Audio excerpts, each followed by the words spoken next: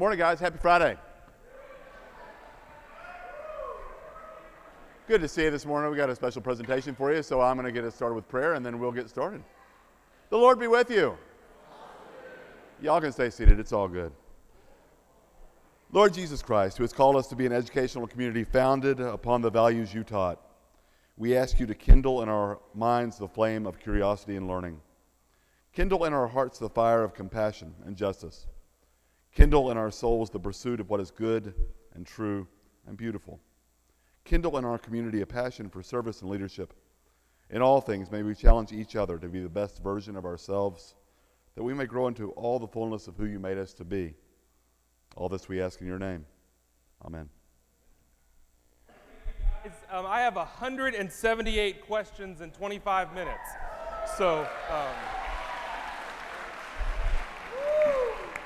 So if we need to run this again, we'll run it again. I will tell you up front that Coach Davis said something that I thought was funny. He told me earlier in the week, he said, I'm so excited about Friday. And I said, what are you so excited about? He said, I'm excited for Friday in the same way I would be excited if we were doing a public execution, and I would go to that too. So, and so I don't know what you're expecting today, but let me get started. Again, I do want to say some introductory comments. First of all, thank you. 178 when I left my office. There were more coming in, and so I probably won't get to all of your questions today, but I'm going to do my darndest, and I'm going to talk as fast as I can. I also want to say to you that if you've come today, some of your questions are really funny. Some of them are really deep. Some of them are really rude. There's a variety of questions, and I want to say that if you've come today hoping to hear something and your mind is already made up, that there's nothing I can say to change your mind, then I would ask you to check that. I would ask you to check your hard opinions at the door, because if the purpose of this is for you to hear me say something that you've already decided is your gospel truth, and there's nothing I can say to change you, then you might as well just take a nap, because I want to get some honesty across, and I hope we'll all be open-minded. I also will say this as another introductory remark, and then I'll get started. Be careful, those of you who took the opportunity to hide behind what I call keyboard courage. Like, be careful if your preference is, when things are anonymous, to just dig a little bit. Because some of your questions, frankly, were just rude. Some of them had cuss words in them. Some of them took the opportunity to just really dig. And I'm telling you that because technology is a dangerous thing. And while I truly kept this anonymous, I didn't check the box so I could see your emails. I have no idea, unless you put your name, who sent me an email. You're going to have a job one day. You're going to work somewhere one day. And if you have that attitude of, I can hide behind the keyboard courage to just be honest and take my shots, it's a dangerous attitude to have. So just be careful with technology. And be careful behind a mindset that says it's okay for me to say whatever I want to say because that's my opinion, at the risk of being rude. Fair enough? All right, let's get started. First question, why are you doing this? What's the impetus for this? So let me also say this. I grouped your questions into some buckets. I'm not going to read you 178 questions. There are some buckets that I think are common, and I'll hit those as one big bucket. Why are you doing this? What's the impetus for this? The impetus is I love TMI. And I love transparency, and the faculty makes fun of me because I use the word transparency way too often. I also believe that false narratives or rumors are the greatest stumbling block unto community. I think the one thing that gets in the way of building strong community is when we make something up in our head or we hear a rumor and then we just convince ourselves it's true. So if I can do anything today to nip any false narratives in the bud so that we can grow as a community, then I want to do that. One way that this question was phrased, a couple of you took the opportunity to ask it this way. Why don't you allow us to ask questions open mic style in chapel? We can see through this. If you want honesty, stand up and take questions honestly. Well, again, don't do that. Don't do the ooh, ah. I can handle it. I do think it's interesting that that person submitted that question anonymously, but nevertheless, I don't think it's a good idea to turn 600 people loose with an open mic. Anybody that thinks that's a good idea, I'd love to hear your suggestion on that. First of all, the loud voices would get the mic. Those of you who are a little more quiet would never speak. I don't think we'd have 178 people lined up to talk. I don't think it's a good idea to do open mic for a million reasons. How many of you have sat in class and had an open discussion around an English topic or a book, and one person monopolizes all the time, and you think, for the love of God, shut them up? That would happen. So I think it's a terrible idea to go open mic. Okay. Next question. I'm going to do a round of short answers. Here's round one of short answers. What video games do you play? I really only like sports video games. I like Super Mario, but I like EA Sports, basketball, football. I don't like any shooting games. They make my head hurt. What type of toothpaste do you use? Now, Flint Rose asked this question, and he told me there's only one right answer, and that's Colgate. That's his answer. I'm an Aquafresh guy. What's your middle name? Jeffrey. What's your favorite color? Orange. Do you think it's morally right to eat people when there's no other food sources left?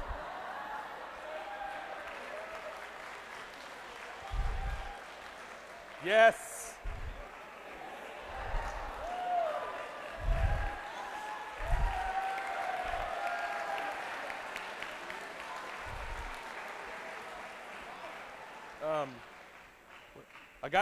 That's like 6 questions. I got 172 more to go. Where do you lie politically? I'm socially progressive, financially conservative. When do you use the word whom instead of who? Whom knows? How are kids made? Father Nate's got a great video he can show you in chapel sometime. Oh, that's how monkeys are made. Oh, okay, all right.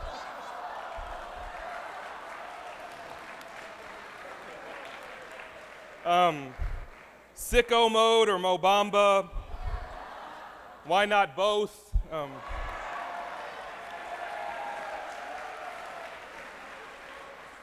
Will our schedule be changed tomorrow? It's Saturday. I don't know what your schedule is. Okay, next big, so pause from short answer. I'll come back to some short answer at the end. One big question many of you asked is about donations. This was a great, I'm taking one question from a bunch of questions because I think this one does a great job of summing it up. The question says, what would you risk for our TMI community? Like, for instance, if you got a really huge donation from an organization, would you split it across a bunch of places, or would you just give it to one group and the risk of angering a bunch of people? Great question. So let me give you 1 minute on how donations work. The advancement office is here because they wanted to see the public hanging too, and so they're up here as well. Here's the way gifts work. If somebody gave us a gift, they're either going to give it in one of two ways, restricted or unrestricted. Restricted means they have expectations for it. So if somebody says, I'm giving TMI $1 million for financial aid, and the restrictions are, it's going to go to this type of student, for this type of need, for this type of GPA, with this, then we have to honor the restrictions that the donor puts on that restriction. If a donor comes in and says, I'm giving $10 million because I want to paint the chapel purple, and that's not appropriate to what we're doing, then we're not going to take that gift. But if a gift comes in restricted, we're going to honor that restricted gift. If it comes in unrestricted, we get a check today for $1 or $1 million, and it's just unrestricted, then it is not Father Scott's decision how to spend that money. It goes into unrestricted accounts, and then the Board of Governors gets to decide what's mission appropriate, and it gets unrestricted for further use, and then the limits are placed. Let me tell you about spending limits, just so you hear this loud and clear. Father Scott has spending limits. I have a Board of Governors that regulates the money we have. We approve a budget at the beginning of the year, and then we, the leadership, Mr. Duke, who runs the financial office, and myself, have to keep in the confines of that budget. I cannot spend any money outside that budget. So if there's a line item in the budget for repairs, and we've spent all the money in that, and we need to do something outside of that budget, then I have to get permission from my Board of Governors, and there's a process to spend money. So the spending of money is not regulated by me, it's regulated by the board with leadership's input, and then we're held accountable for that, and if we want to spend outside of that, we got to get permission. All right, you asked a lot of great questions about tuition. Where does my money go? Where does tuition go? How does our tuition money go to get used? So 467 students, not everybody pays the full tuition. We have financial aid. We need financial aid. It gives us diversity. I could speak for hours about the need to increase financial aid. Let's assume all 467 of you paid the full price of tuition. That's $25,000, más o menos. If you had a calculator and you busted that out, the income would be about $11.6 million. So tuition income, $11.6 million. Total expenses budgeted for this year, $12.6 million. So we don't make more money in tuition than we spend in expenses. So we have to bridge that gap. That's what schools do, to bridge the gap between income and expenses. That's about $1 million that we have to fundraise, Stars Over TMI, the TMI Fund, other giving, endowment giving, rentals of our facility. We have to bridge that gap. And so where does your tuition money go? It goes to run the school. Why does it cost $12.7 million to run this school? Salaries, electric bill, water, food, buses, athletics. It's $12.6 million. Some of your parents run businesses. They would not be shocked that it costs $12.6 million to run this operation. Your tuition covers a lot of that, but not all of that. The electricity bill. Guess how much the electricity bill for a year is for TMI? I'll tell you what it is. It's $500,000. We spend $500,000 a year keeping the lights on, the heat on, the AC on. So, short answer to your tuition question is tuition goes to the income, but we still have $1 million to raise, and we do that every year, and we're not for profit, so we try very, very hard to break even every year. I take good stewardship very seriously. It is my job as the head of this school to make sure we're being good stewards of the gifts that we have. Okay, good stewards of the gifts that we have leads to my next question, multiple questions about faculty departures, in particular Mr. Palandri. So let me say up front that I'm not going to speak particularly about a teacher. It is uncool and just not right for me to speak about someone who's not here specifically. So if you were hoping for details and the young and the restless gossip, I ain't going there. But I will tell you what I think is the truth about all faculty departures, especially because there have been faculty who are not here today who started the year with us. Let me talk about being good stewards of the gifts that we have. So one of the things that we do, because we have to make sure that $12.6 million is not spent frivolously, we have to look at the ways we spend money and be good stewards of that. You deserve that. If I wanted to hire everybody and just keep expenses going, tuition would be $26,000, $27,000, $30,000. If tuition goes up that much to cover all the expenses, guess what we're going to have? No diversity, which is terrible. So we need to keep tuition down, which means I need to keep expenses down. If I have a teacher, any subject, as we look at all the subjects, and a teacher teaches a few sections of a subject with very few students in that subject, and I can take those students and put them in other courses and keep the integrity of the school of that course small and free up that position, then I have to do that in effort to keep expenses down. So as we looked at the expenses for next school year, the business office, in conjunction with the administration, in conjunction with the academic office, found some places where we felt we could save some money. Save money in the means of be good stewards of the gifts we have. Why? Because there's some really exciting things that we need to spend money on. We need to spend some money on a lot of really exciting things. We need to spend money on a new learning specialist. We need to spend money on a new I&D initiatives. We need to spend some money investing in some really cool things, which means we got to be good stewards of the gifts we have. I chose in the fall to tell some faculty that I'm not going to have a spot for them next school year, okay? If I wanted to be a jerk about it, I would tell you in May. Hey, Dr. Murillo, I'm going to tell you in May, I don't have a job for you tomorrow. I'm not going to do that. I would never do that. That's a hypothetical because he's sitting in the VIP seat.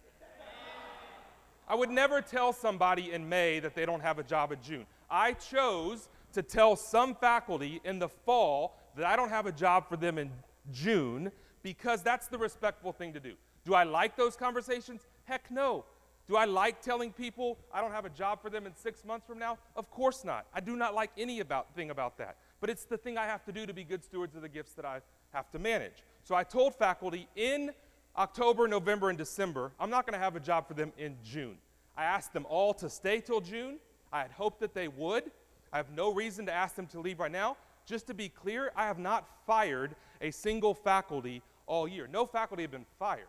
Some were told in the fall that they would not have a job in June, and because people have to take care of their families and they found jobs earlier than June, they took those jobs. And I'm excited for Mr. Palandri, who has a wonderful opportunity to return home to his home state, to a job that's perfect for him, and he had to take advantage of it before June. I do not blame him for that. I hold no ill will for him for that. Now let me say this. I know that some of you are brokenhearted because Mr. Palandri is not here. I know some of you are brokenhearted because your teacher in other subjects that were here in August are not here today. And it does not feel great to me. One of the questions was, how's it feel? Do you regret it? Of course it hurts me. Of course it breaks my heart to tell someone they're not here. But I have to make those decisions going forward. And when teachers choose to do what's best for them, knowing they won't have a job in June, I cannot hold them responsible for that, and I wish them the best of luck with that. Okay? Again, I'm not going to answer all your questions to the depth that you want me to, but I'll tell you more about how to get in touch with me if you want to talk more about any of these subjects. Which leads me to the next question, fine arts. Many of you asked questions about fine arts. Some of them were nice, some of them were rude. Why are you killing the fine arts program? How does it feel to kill the fine arts program? The arts department is gone. How do you feel about that? The arts department is not gone. If I was in the arts department, I'd be offended by that. Mr. Deloach just said he is. I have no desire to kill the fine arts department. Let me say something about budgeting, because many of you asked questions about why the fine arts is not given more money. In the budgeting process, Mr. Duke sits down. He's the CFO of this organization. He sits down with every department and talks to them about their financial needs. So Mr. Duke sits down with Mr. Ridewood and says, hey, what do you need for academics? Mr. Ridewood sits down with his department chairs. Ms. Scuddy's the chair of the fine arts department right now. Ms. Scuddy, what do you need for fine arts? Mr. Ridewood, Bob Ridewood is the chair of the history department. What do you need for history? We ask the departments to tell us what they need for their department, and then Mr. Duke sets the budget based on what those departments need. So if Department A says, hey, what I need to do my program is $5,000, and Department B says what I need to do my program is $25,000, and those two numbers are mission appropriate, and they're not out of whack for the wrong reasons, then Department B is going to be better funded than Department A. Not because I like Department B better, because that's what that department needs to do its job. I have no desire to kill fine arts. I'm a fine arts major. I'm a speech and drama major. 25% of the academic budget goes to fine arts. We are going to replace the grid in the black box theater. I do not love the black box theater. In a dream world, I would build a brand new theater. Let's go back to the budget conversation. We're not rolling in excess funds. I can't just start spending money that I don't have. We're looking at strategic planning. I'll talk about that in a minute. The grid is going to get replaced. Until we have a better option, we have the black box theater. We also have a terrible robotics building. We also have a terrible band hall. We have needs. We have facilities needs. And so I'm not neglecting fine arts. Robotics could say the same thing. Other departments could say the same thing. The reality is we got buildings that need some loving, and we're trying to address those, and I'll come back to that in a minute. As far as fine arts, I realize that we may have to hire a part-time technical director to do productions next year. We'll budget for that and spend it. I hope the fine arts department will do a musical next year. I loved 10 years ago when I was here. We did fantastic productions. You've done fantastic productions. I've been to your productions. You're so talented. I have no desire to squash the arts. I want to invest in them and be a good steward of them, and I hope, not before you graduate, but before you graduate, we'll have a space that's more adequate for the fantastic programs that you put on in there. Deep breath by Scott. Buildings. So let me say a word about buildings. When I got here 2 years ago, I was told about a building that was going to be built on Stars Lawn. It was 1/3 theater, 1/3 fine arts, 1/3 science, or military. And so I started asking around, hey, Mr. Friedrich, tell me about this exciting building that you're going to build. And he says, I don't really know much about it. Hey, Santiago Bueno, tell me a little bit more about this military building. Don't know much about it. What I came to find out is that that building was designed without much buy-in or without much input from the faculty and staff in this room. That's a terrible way to build community. So what I did is ask the board, with the board's support, we pressed pause on that building, asked the question, why do we need a building, did strategic planning, and now we're coming up with what buildings need to be built, and we will build the right building for the right reason, and I don't know what that's going to be, but it takes a little bit longer. Why? Because building community and getting buy-in is not efficient, but it's the right way to go. Nate tells me 5 minutes. Let me get through some more big ones. This is the category called fake news. Why do I pay so much money when the school's $50 million in debt? We actually are debt-free. Why do you pay female teachers less? That's actually completely upside down. And no teacher knows what the other teacher makes, so how you even got that, I don't know. Why does more money go into Founders Day than the core? Where's Mr. Roop?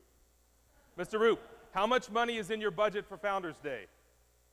$0. There's actually no money budgeted for Founders Day. Mr. Roop actually buys all of the equipment for Founders Day out of his own pocket. So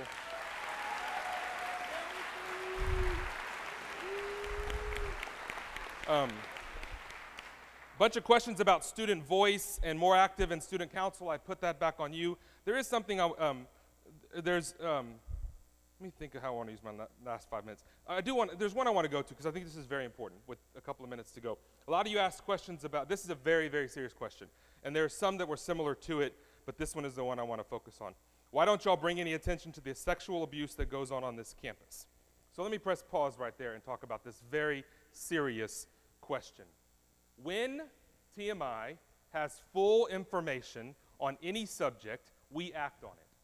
When we know that someone has vaped, we act on it.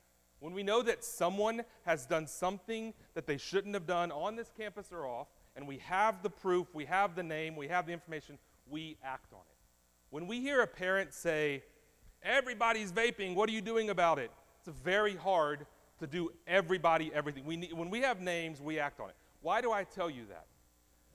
I believe that the sin of omission is as bad as the sin of commission. What I mean by that is, do you know who drinks too much in this student body? You do. Do you know who has a serious problem with alcohol or substance abuse on this campus? You do. Do you know who's dangerously close to making terrible decisions that could impact their life? You do. Not me. And if you know those things, I'm looking at you, seniors and juniors, sophomores and freshmen, if you know those things and you choose to remain silent, shame on you. I'll tell you a hypothetical story. Not even a hypothetical story, a real story, and I'll leave the student's name out. You have a peer who graduated a few years ago. I find out from the newspaper that this graduate of TMI has been arrested on their college campus for selling and dealing drugs. When I ask, I don't even have to ask, when I hear things come back to me about this particular student, you know what the theme I heard from you all, from families in this community? This is what I heard. Well, everybody knew he did drugs. Everybody knew he sold drugs. You mean to tell me that he had friends that knew he was selling drugs, knew he had a drug problem, and for the sake of friendship, didn't say anything? Imagine this scenario. You actually care about your friends enough to call them on the carpet. You actually care about your community enough to say something. God forbid somebody says something to me whenever the student was here, and God forbid the student be held accountable and maybe even thrown out of TMI. Oh my gosh. But maybe, God willing, that act is a sobering fact for that person, and today they're not facing jail time. They just graduated from Clark or Reagan because they learned a lesson. So if you know people in this campus who have drug problems, who drink too much and take advantage of people, and you watch it and don't do anything about it, shame on you. Deep breath, Scott. Corps of Cadets. You asked a lot of questions about the Corps of Cadets. 1 minute, Father Nate says. This is not going to answer the question that you're asking, but I do think it's important to point this out. The question about the Corps of Cadets is, why do I think the numbers have dwindled over the last couple of years? I think the numbers have dwindled. I mean, the facts are there. The numbers have dwindled in the Corps of Cadets. But the numbers have dwindled in a lot of places. We had faculty in the play this fall, not just because we like having faculty in the play, because the number of folks who've auditioned for plays is down from 5 years ago, from 10 years ago. The baseball team has 17 people when previous years it had 40. How many athletic teams used to have a freshman, a JV, and a varsity, and today only have one? I think student participation is down in a lot of areas. Why? Because I think the TMI plate is too flippin' big. I think you've been sold this narrative that you got to do it all. And so you're exhausted and you're tired and you can't think of another thing to do. And when you get tired, you got to take something off the plate. And so the Corps comes off the plate, or the sport you love comes off the plate, or the play you wish you could be in comes off the plate. Trent Melcher, who is a graduate who I love dearly, who spoke here at Final Pass and Review or something last year. I remember Trent. Trent was a company commander. He was on the football team. He was on the basketball team. He started in the play. Trent did it all. I don't see that happening as much anymore because you are too busy to do it all. And so while I don't think this answers the question specifically about the Corps, I will say this about the Corps. You have a battalion commander who cares deeply about the Corps. You have opportunities to give feedback to the Corps. There are Corps committee groups that are committed to hearing your recommendations and doing something about it. If you see things that you would like to change and you don't share those with your battalion commander or your Corps, then that's somewhat on you. But I will say I think the TMI plate is too big. And I think some of that is on TMI, and some of that is on your parents, and some of that is on you, and there's lots of responsibility to be shared. What are we doing about it? We're actually going to look hard and long about graduation requirements and figure out how to bring in some balance so you're not as stressed and you don't think you have to do it all. Darn it, I'm not going to get to all my questions. I do want to say this one too. I call this one big, hairy, audacious question. Like there was one question, and you know who you are because the question was like this long, and it had about 75 questions in the middle of it. But there were a couple of questions. I want to pull a couple of them out. It says, why do you, Scott, seem so apprehensive to have any genuine conversation? Do you care about students? The last conversation I had with you, you were very closed. I've never had a genuine conversation with you. Now, I will say that I have an open door policy. Ms. Hernandez is there to set my schedule. I will see anybody, anytime, anywhere. If I was walking to some event, or I was walking to a meeting, or I was at a senior meeting, and you cornered me, and I came across as defensive, I apologize for that.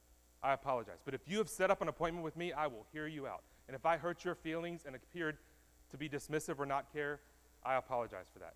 In an attempt to earn your respect back, I've blocked off from 12 to 1 every Wednesday for the rest of the year, and I'm going to sit my little tush in the amphitheater from 12 to 1, and I will field any question you have at any time from 12 to 1. There's only 2 Wednesdays for the rest of the year that I'm not in town. Other than that, I'm here, I'm in the amphitheater, come see me, let's talk, and if you want something more private, come see Ms. Hernandez, and she will book it, and I will meet with anybody, anytime, anywhere, and if I hurt your feelings, I'm sorry. Middle school portfolios, get over it. I don't know what to tell you there. I'm just joking. I'm just joking. I thought this was a good one. Andres Thrailkill, one of the few people that put his name. I want to know what your favorite grade is, and you can't say you don't have a favorite. My favorite grade is second grade. No, second, no. I like second grade. Why? They're old enough to wipe their own butts, but they're not cool yet, and so that's kind of a good age. You asked me some great theological questions, which I'll come back to another day. I simply am going to get booed off from Mr. Father Nate for spending too much time.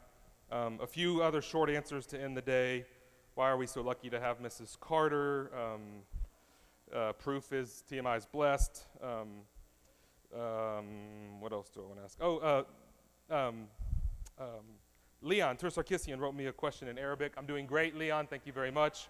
That was his question.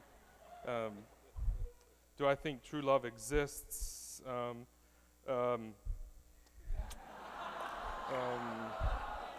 You want the, that was Javier Ramos, thank you very much. If you asked me to adopt you, would you do it? I mean, this is anonymous, so I can't really answer that. I need to know who you are. When will we have breakfast for lunch again? Sometime in the next 2 weeks. You're 4 minutes over, Scott Brown. Is Benjamin Hirsch as smart as he is good looking?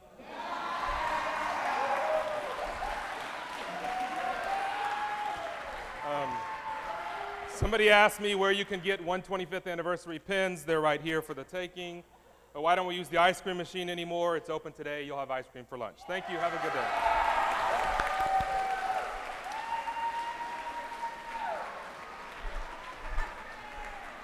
All right. This is time right now. Does anybody have any announcement they absolutely have to say? We got one announcement we have. Wait for it. Eighth grade basketball. Come on up, 8th grade basketball. Let's do this. Come on, guys.